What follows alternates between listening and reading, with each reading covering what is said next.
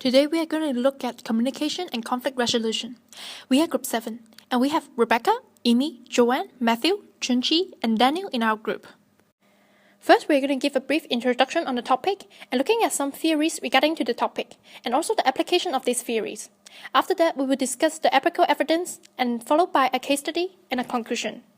Wherever we are, whether it is workplace, part-time job, or even group work at university, we often engage with teamwork. Within this group, it is common to face problems in communication and conflict with people.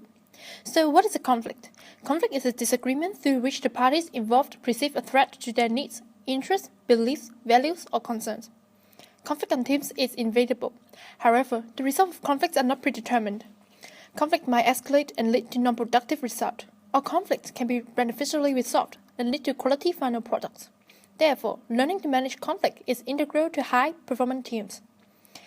Conflict management is the principle that all conflicts cannot necessarily be resolved, but learning how to manage conflicts can decrease the odds of non-productive escalation. In Australia, conflict management is a $14.81 billion industry.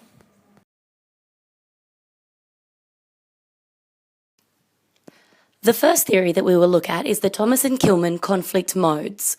The theorists posited that people can respond to conflict in 5 different ways based on 2 independent dimensions, assertiveness and cooperativeness. The 5 different modes include competing, collaborating, compromising, avoiding, and accommodating. Competing is a win-lose style that incorporates low cooperation and high assertiveness. People who engage in competitive conflict styles are generally more interested in their own outcomes as opposed to the happiness of the group, and this can lead to poor relationships. Collaborating is a win-win style whereby the solution sought is advantageous to all participants. It is both cooperative and assertive and requires mutual problem-solving and cooperation. Parties to the conflict challenge points rather than each other. Compromise is a win-lose style whereby each party sacrifices something and there isn't really a clear winner or loser. It is typified by medium cooperation and medium assertiveness, and compromising individuals have a desire to express their own ideas and concerns, yet they still respect the other person's goals and needs. Avoiding is a win-lose style which involves low assertiveness and low cooperation and can be seen as withdrawal or suppression. People who exhibit this style will often postpone decisions in which a conflict may arise. Accommodating is a win-lose style with low assertiveness but high cooperation. It's typified by self-sacrificing behaviour, where one party puts their interests below the other's interests. People who engage in this style oftentimes may fear speaking up for themselves or might value the relationship higher than any chance for a potential disagreement or challenge. The Thomas and Shorbutt study looks to answer the following 3 questions. How do conflict styles vary by organisational level? How do conflict styles vary by gender? And what is the interaction between the two? The research used a relatively large stratified random sample of men and women at 6 organisation levels, from entry level through to top executives.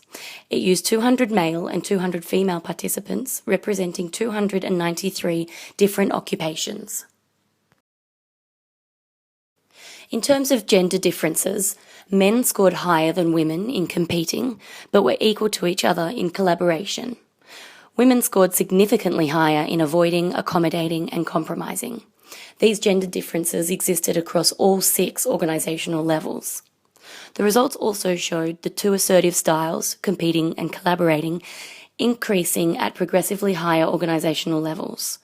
The 2 least assertive styles, avoiding and accommodating, decline across the first 5 levels and then even out at the top executive level. Compromising showed a curvilinear relationship to organisational level, where it was lowest at entry and top executive levels. The second theory is the phase negotiation theory. It is a framework for explicating cultural, individual, and situational influence on behavior and conflict styles. In this theory, face is an individual's claimed sense of favorable image in the context of social and relational networks.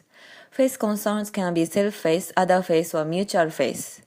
Also, conflict is essentially a face negotiation process whereby individuals experience threat to their faces and identities. Key propositions of the faith negotiation theory include that people in all cultures try to maintain and negotiate faith in communication. Also, type of faith concerns and conflict styles are related to one's culture and self-construct.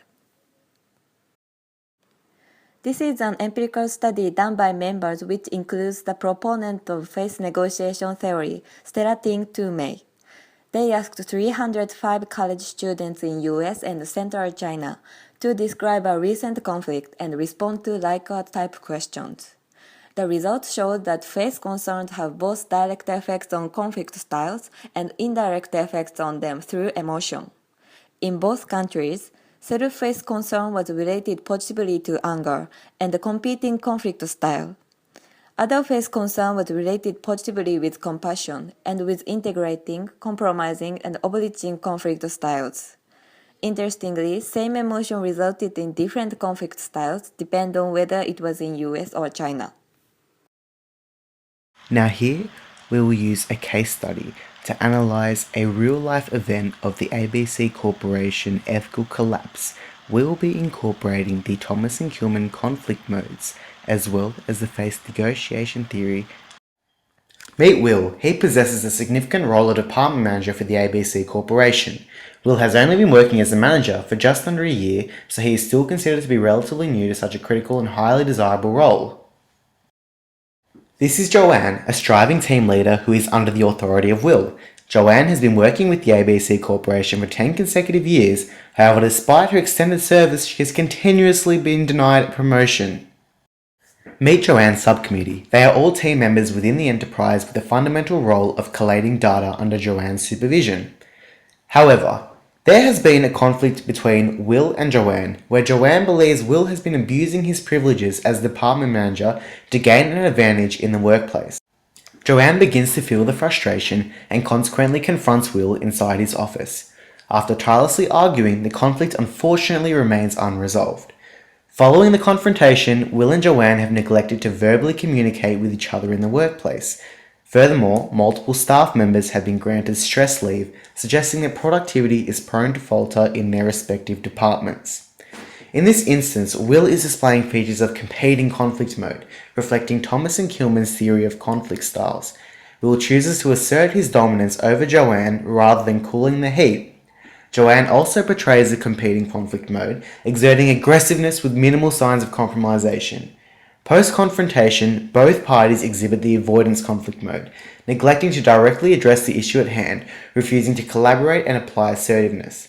To make matters worse, the entirety of team members present characteristics of accommodating or avoiding conflict modes, where they are either mimicking Will or Joanne or completely ignoring the conflict at hand. The faith negotiation is another motif visible in the case study, reflecting the idea that individuals alter their conflict management style based on the faith they choose to represent. This showcases a shift between competing to avoidance surrounding selected team members as they feel the necessity to be visualized as diplomatic and professional. This theory can also be applied in the condition that Will and Joanne initially chose to be competing as a conflict response mode to establish their authority. As Will asserts his authority as department head and Joanne flaunts her pride as an experienced member, the conflict ultimately intervenes in individuals' ability to manage their faith, leading them to lack cooperativeness entirely. In conclusion, although conflict is inevitable, there is many ways to deal with it, and the most effective way is strong communication. Conflict can be easily understood and managed through strong communication. To achieve an effective functioning organization, a workplace that can solve conflict is essential, and strong communication is the key of it. To recommend organization for conflict solving, it will be in 2 steps. First, trying to let people involved calm down.